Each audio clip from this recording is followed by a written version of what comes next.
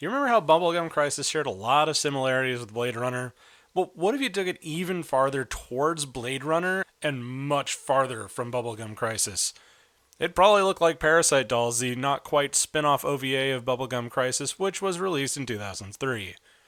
Like the rest of the Bubblegum Crisis series, the show revolves around a group of highly trained operatives who are working in the shadows to defeat boomers, which are robots that have a habit of going awry. Except instead of a diverse group of lady misfits in power armor, it's some grizzled old guy. In stark contrast to Bubblegum Crisis, the AD police featured here are not a complete husk of an organization who get their cans handed to them over and over again, necessitating the Night Saber's creation and intervention. No, we're looking at a highly trained and highly skilled team called The Branch, which is kind of like a Spec Ops team with much less oversight.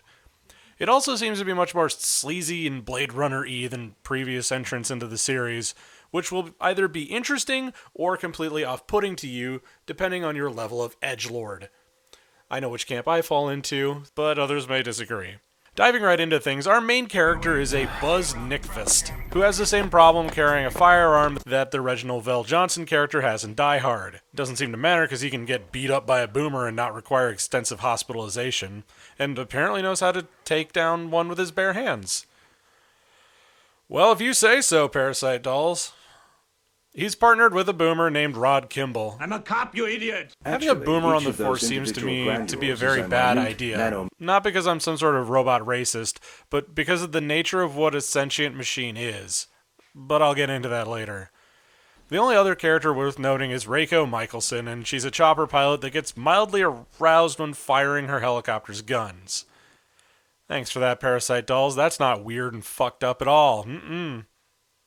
The big problem that I have with having a boomer on the police force is that shouldn't the entire police force designed to deal with sentient machines also be sentient machines?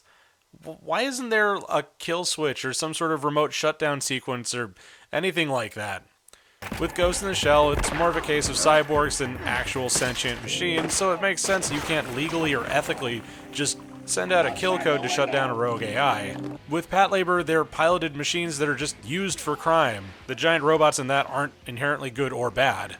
With Parasite Dolls, and Bubblegum Crisis in general, really, these are sentient machines that exist to do jobs humans can't or won't or whatever. Why would you build them with the ability to think and act like humans? Sentience in this case is a curse, not a gift, especially if you have to shut down one per week because they keep going ballistic and destroying property and, human lives. There's no need for a robot that can go beyond its programming in the least, and boomers as a whole should be human-shaped construction machinery at best. And additionally, the problem presented by the pills full of nanites in the first episodes is that machines have no reason to put anything into their systems that they can't verify. Unless, of course, you've specifically made them quote-unquote so human that they'll go and do drugs for shits and giggles? Kimball, in the first episode, decides it'd be real fucking cool to analyze these nanites and that the internal virus busters will cause him to self-destruct before he goes rogue. Okay, ma'am, this isn't police work, this is a cry for help. You have a suicidal robot on the force. I guess I'm taking this at face value too much, but the problem with sci-fi that I find regularly is nobody in sci-fi knows what sci-fi is. Why are your robots sentient, or at least self-aware? Don't do that. They're designed to be machines, not to be your pet project. The focal point of the first episode is Chieko, a radio host who gets asked for her hand in marriage by a super creepy boomer, and it goes rogue. Apparently, robots are subject to toxic masculinity just like real humans. What a stupid subroutine to install.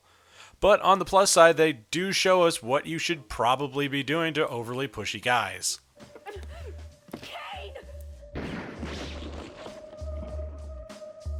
Next episode, we've got boomer prostitutes being murdered by some whack job. It's also really weird and makes me think of Lost Tango in Paris for all the wrong reasons.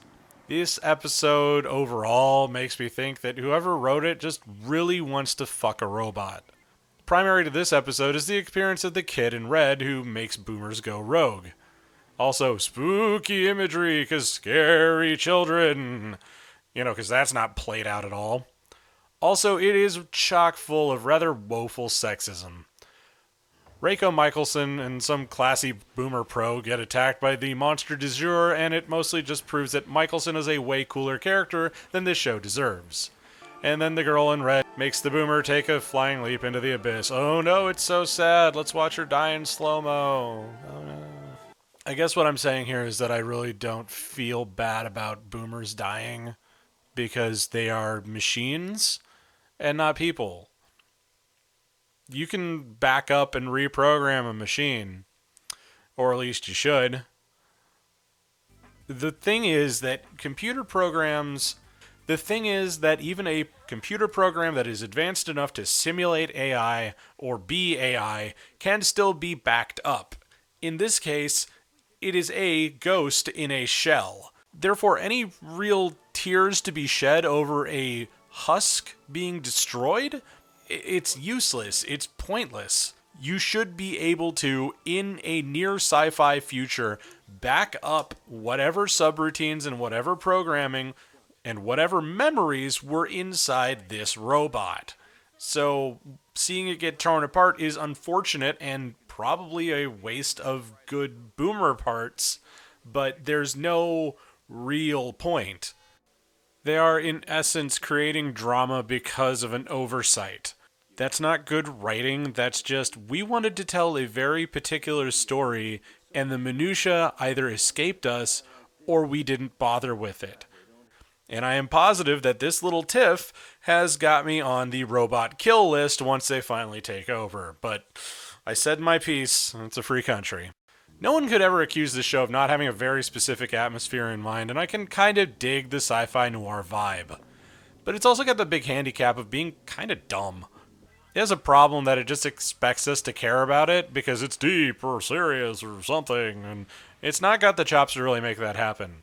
It's banking on the atmosphere, and it only works so well. It's got that weird feeling of the audience being extremely disconnected from the people who are working on it, and I think it's clear that they thought they made something real fucking cool. And I'm inclined to disagree. It's tragic, really. I loved Bubblegum Crisis Tokyo 2040, and generally like Cyberpunk, but man, do I not give a flying crap about what's going on here. There's a certain sort of storytelling that does nothing but pull me away from the action, and apparently Japanese directors excel at it. I'm still trying to figure out what it is that made me sour so fast on this one, but rest assured, I will find a name for it. Maybe it's darkness-induced audience apathy, maybe it's just general malaise from it, but this show definitely thinks that it is cooler and deeper than it actually is.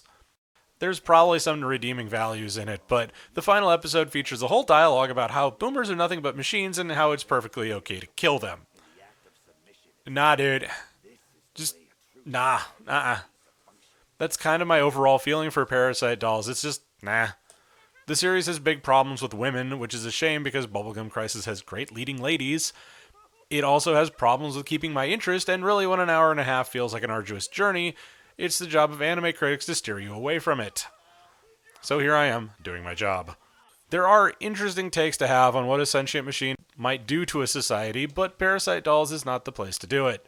It's a shame because the show looks really good and the voice acting is solid, but when you don't have a good story, you don't really have a cyber leg to stand on. Show is available for streaming on Crunchyroll and is most likely something that you added to your shopping cart on Right Stuff to get it above that free shipping cap. It's not abysmal, but again, I'd always prefer abysmal over mediocre any day of the week. And sadly, this is just mediocre. That being said, this is Professor Otaku, the greatest American anime critic, signing off.